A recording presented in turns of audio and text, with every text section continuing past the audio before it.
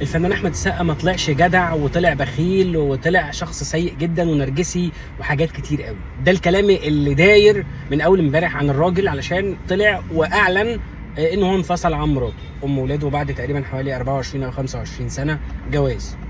ناس كتير جدا بدات تفتي وناس بدات تقول في رايها، ونزلوا الراجل من 7 سما ل7 ارض من غير ما يعرفوا حاجه. حكموا عليه ان هو نرجسي وراجل بخيل وان ربنا انقذها منه، وان يعني هي يعني ليها الجنه عشان استحملته ده كله، وان هو راجل ما بيصرفش وراجل مش جدع، وفي كل العبر اللي انت ممكن تتخيلها. وده كله حكم من غير الناس دي اللي بيتكلموا بقى على السوشيال ميديا لا يعرفوه ولا يعرفوها ولا يعرفوه حتى ناس قريبين منهم ولا يعرفوا التفاصيل ولا اي حاجه خالص. ولكن احنا نصبنا نفسنا قضاء وحكام على الناس وعلى البشر من باب بس ان احنا كده عايزين نفتي ونقول. انا ما بقولش ان الراجل لا مظلوم ولا هي وحشه ولا هو حلو وهي لا خالص. انا كل الحكايه انتوا ليه اصدرتوا الاحكام دي على الراجل ده من غير ما تعرفوا حاجه بس. دي كل الحكايه. والناس اللي تعرف ما بتتكلمش، صدق دي بقى، يعني اصحابه المقربين ما طلعوش يتكلموا. وانا عندي سؤال، هو في يوم من الايام ممكن اي حد الناس كلها تشكر فيه مره واحده كده تروح لسعاه كده كرباج وجايباه الارض؟ يعني الراجل مثلا السقا ده معروف ان هو ده الناس عماله يعني حتى في هزار، ده الراجل ده اجدع واحد في مصر، ده الراجل ده مثال الجدعنه، ده مش عارف ايه، ده السقا ده يوم ما اتولد راح قايم وراح محاسب الدكتور اللي ولد مامته من جدعنته كده. يعني مره واحده ما بقاش كده، مره واحده بقى عند الناس ده شيطان عشان بس هو كل الحكايه ان هو انفصل عن مراته. انا مش عارف اسكت من اول امبارح وهو مش عايز يتكلم. يعني هو ما اتكلمش، يعني هو ما طلعش واتكلم ولا قال حاجه، ولا هيطلع مثلا زي ناس هتطلع في قنوات وتلفزيونات ويستغلوا ده ويطلع ترند وياكل عيش ويقبض فلوس من البرامج عشان يتكلم عن الخصوصيات خالص. انا متاكد بنسبه مليار في الميه عمره ما يعمل كده. تمام؟ في ستات عملوا كده وفي رجاله عملوا كده كتير، هو ما يعملش كده. بس يعني الراجل صاحبي وانا عارف حاجات وعارف تفاصيل، تمام؟ ومش عارف اتكلم يعني لانه هو كمان مش عارف يتكلم. فانا مش هتكلم، لا هتكلم مع حد بشكل شخصي اقسم بالله، ولا هتكلم على السوشيال ميديا نهائيا. لان يعني واحنا بنتكلم انا وهو، الراجل اتكلم معايا من باب الاخوه والصداقه. انا علاقتي بالاستاذ احمد السقا بقى لها تقريبا حوالي 16 سنه.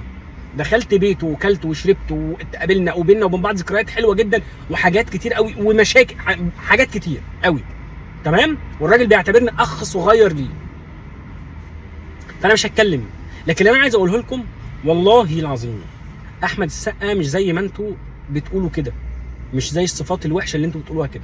انا ما قلتش عليه ملاك لكن مش شيطان، وما قلتش على مدام مها ربنا يكرمها ويوفقها شيطانه، تمام؟ بس في النهايه برضه هي انسانه. المشاكل دي تراكمات ومشاكل عاديه. والراجل لما اتكلم معايا ما اتكلمش معايا في تفاصيل خاصه، واتكلم بكل خير وبكل ود وبكل احترام عن يعني ام اولاده وعشره عمره.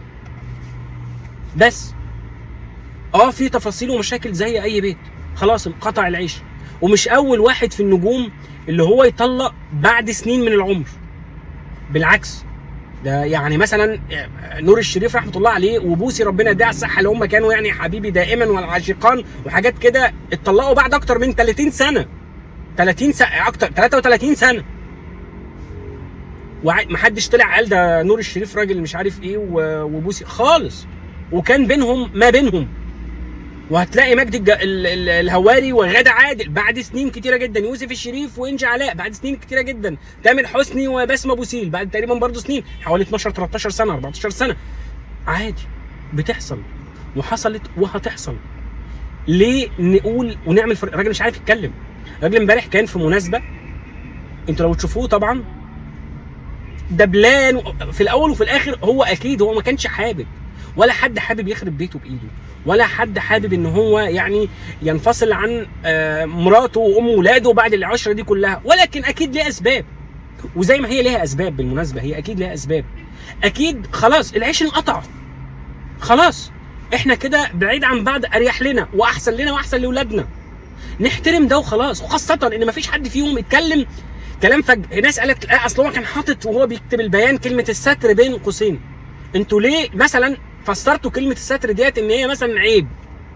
ما يمكن الراجل بيقول اتمنى لك ان انت تعيشي مستوره، ان انت ما تحتاجيش لحد، خاصه ان الست طلعت قبل كده هي نفسها وقالت انا مر عليا مثلا وقت ما كانش معايا فلوس خالص مثلا.